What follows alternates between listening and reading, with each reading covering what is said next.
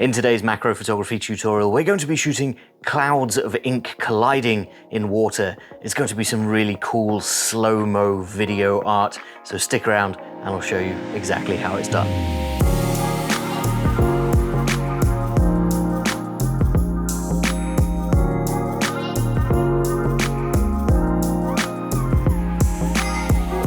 Hi guys, I'm Ben from Adaptalux and welcome back to another macro photography tutorial where today we are shooting a really cool subject. We're shooting colliding clouds of colored ink.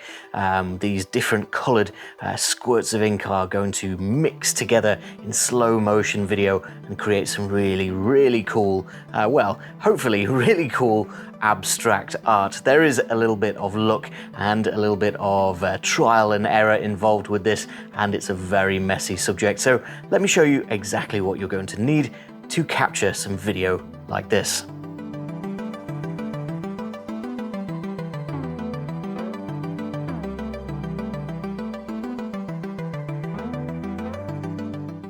So then guys, as you can see, I've already been playing around with some ink. You can already see that it has pretty well stained my nice white table. That was before I got this little piece of kitchen roll out. So do make sure that you're not shooting on anything that can stain easily. I will try and get this off later, but it looks like it's pretty stuck on there because this is epoxy resin dye, alcohol ink. This is what we're going to be using today.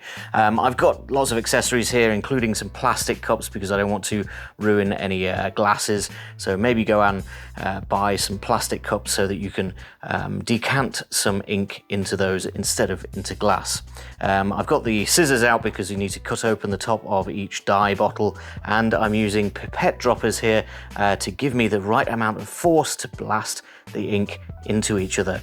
The next most important thing that we've got over here is actually this big fish tank. It's actually a rather small fish tank. This is the smallest one that we could find, and the smaller you've got, the better, because you're going to be changing this water quite often. As you can see, just from my initial attempts here, I've got a lot of purple-ish colored dye just resting at the top of the water. Now this isn't so much of a problem because it is still quite clear underneath there, but as you can see, as I disturb this water, it does get very murky very quickly, so do be prepared to be changing this water out very regularly. Now let's talk about our dyes. As I mentioned, epoxy resin dye. This is a nice set of all different colors of alcohol ink. Now a lot of different inks are going to be just fine for this. The alcohol ink works really well for not mixing with the water. You don't want anything that's going to easily dilute because those clouds are created by the color not mixing with the water initially. So get yourself a nice creative 24 bottle set or even bigger. These bottles are quite small actually. You're going to get maybe 5 or 6 squirts out of each color before it runs out. So the more ink you've got, the better. The more different colors you've got to try, the better as well. Lastly, we're going to need some lighting. So I've got the Adaptalux studio over here, and I'm first going to set up my camera, then I'll explain my lighting, my backdrop, and my composition. So I've positioned my camera nice and low down, looking through the side of my fish tank. And it's quite important that you do look through a flat-sided fish tank. If you can get a nice flat piece of glass to look through, you're going to have an easier time cleaning off any smudges and bubbles, and you're going to have less reflections and distortion from the light as it passes through the glass. That glass is a big barrier to photographs like this shooting into water. It can create a lot of floating debris just on the inside of the glass, and any bubbles and things will show up in your images. If you're lighting from the outside, like we're going to be doing today, any reflections coming off that glass are going to be really apparent as well. So try and keep as perpendicular to that pane of glass as you can get. We've also got a black background placed behind the fish tank. This is eliminating any highlights or color coming in from behind my fish tank. Because it's completely transparent, I don't want the rest of my room showing up in the background of my image, so a simple black background back there is going to make a perfectly black image. Now this is bringing us onto our camera settings. These are really interesting because you need to set all of this to be completely black and underexposed before you add any light. This ensures that you've got a nice black background to shoot against, and any color that enters your frame is going to be highlighted nice and bright with no distractions. If you want a better explanation of how to get this full black background effect, I will link to a black background tutorial up in the top right-hand corner of your screen. And this brings us nicely onto our lighting. Lighting is super important for something like this because we need highly controllable light. We don't want any of our light reflecting off those glass surfaces or catching any debris or bubbles floating around in the water, and we don't want it spilling onto our background and ruining that perfect black background. Now this is obviously easier said than done, but with something like the Adaptalux Studio, we can do our best to control our light and place it exactly where our ink clouds are going to collide. The way that we do that is by using the control pod, which is this piece on the top here, and then I've got a little mini tripod so that we can place it next to our fish tank, and then we've got some flexible lighting arms. Now these are white lighting arm S's, and they just magnetically plug into the front of the control pod and turn on. We can then position these next to our fish tank and point our light exactly where we need it to be to illuminate our ink cloud collision area. So that's not going to spill any light anywhere that we don't want it to be, and we can also bring that light in from a couple of different directions to enhance our shadows and reduce the reflections on the fish tank. So now comes the fun part. You get to decant one of these little bottles of ink into your pots. I've got a nice blue here, which is a very rich blue color. I've also got some pink out as well, and I think those are going to mix really well in my water. In fact, I know that they are because that's the color that's made this weird purpley orange color that's currently floating in my tank.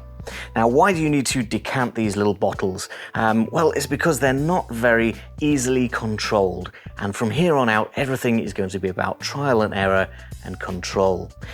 You can squirt from these little things, and they will shoot at quite a velocity and probably create those ink clouds in your water, but they might shoot off in a weird direction, and the speed that you're shooting them isn't going to be very easily controlled. That's why I'm using these little pipettes, because I can very easily tell where my ink is going to squirt to, and by pressing at different speeds and having a different amount in each pipette, I can choose how quickly that ink squirts out into my water. That's all going to be really important for making those two clouds of color collide in the right spot in front of your camera. Like I say, there is a lot of trial and error, and the success of a shoot like this entirely depends on whether you master that process before you run out of ink.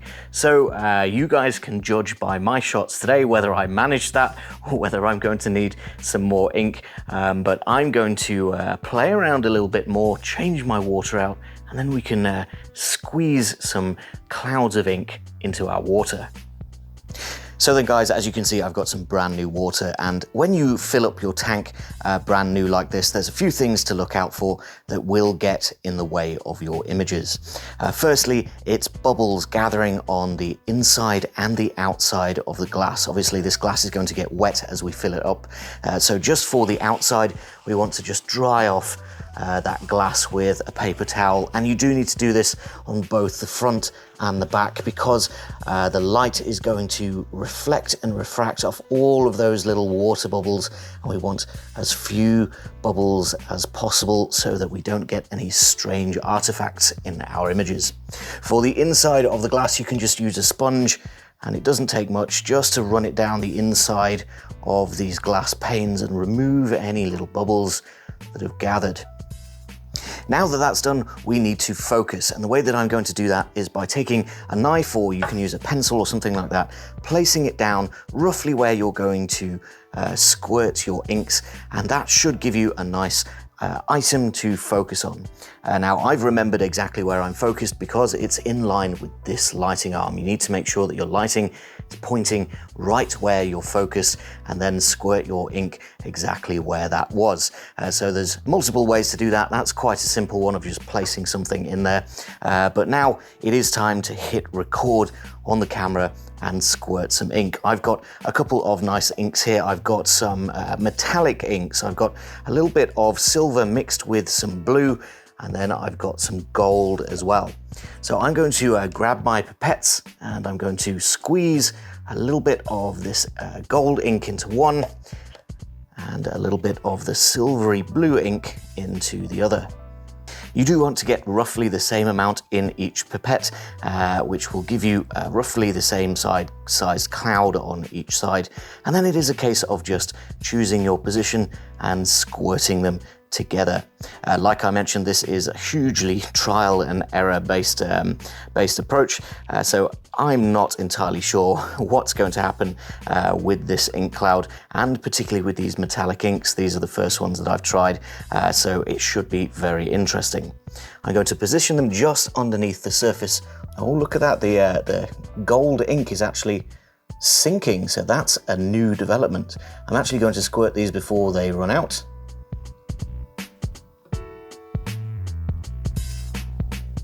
Which looks to have created a really interesting ink cloud at first glance. You guys will know better than I do whether or not that worked, but that gold is certainly doing some really interesting and unique stuff that I wasn't expecting. I imagine those metallic particles in the ink make it a little bit heavier, so all of that ink is actually sinking rather than floating. So there I've got a completely unexpected reaction from those new inks, and this is going to be the same every single time you try some new colors, some new inks, and every time you change your water, everything's going to look a little bit differently, and you're going to end up hopefully with some really interesting results. The last thing that we need to talk about is the settings on our camera. The exposure values are going to change depending on the colors of ink that you're using. If you're using bright colors like reds and yellows, then the light is going to pick up on those and reflect really nicely, and you should be able to get away with much better settings than if you're using dark colors like dark blues and dark greens. They'll absorb the light a lot faster, a lot more, so you're going to need worse settings. And I'm using better or worse here in pretty abstract ways because it does depend on a lot of factors, including your lighting and your particular inks. I've been shooting at around 1/100th of a second, f/22, and an ISO of around 3000. I've got that high f number because I want a really small aperture. I want as much depth of field as possible so that I can see as many swirls and things happening, and it also allows for a little bit of inaccuracy in my placement of my pipettes. To finish off my abstract video and images, I've of course flipped over the image or video and mirrored it so that those clouds are not only colliding with each other, but also themselves. I think this just takes that extra step into the abstract and makes the images and video just that little bit more pleasing. This is of course up to you whether you want to do this, but I find that it makes things look a little bit more fantastical. So this has been a really fun and really interesting shoot, a little bit frustrating at times when the swirls don't quite go the way that you were expecting them to, and of course changing out the water is really time consuming, and the inks are really messy. The keen-eyed among you will have noticed that I've actually changed my shirt because I got some ink on my limited edition Star Wars Celebration shirt from 2016, which I'm not too happy about, but yeah, you do need to make sure that everything is as tidy and clean as possible because this stuff will stain if it gets on pretty much any surface. I'm fairly sure that my table is permanently stained as well, so do this at your own risk. Make sure that you're being as tidy as you can, but hopefully the results will be worth it for you, and getting those inks to clash in water does look really, really cool. So overall, I think this has been a really interesting shoot. Hopefully you've enjoyed some of the images that have come out from it. Let me know down in the comments if you did enjoy it and if you're going to give it a go yourself. Hit the like button while you're down there, and do make sure to hit the subscribe button for lots more macro photography tutorials, ideas, and inspiration coming in the future. For now, that is all that I've got time for. Thank you very much for watching, and I'll see you next time.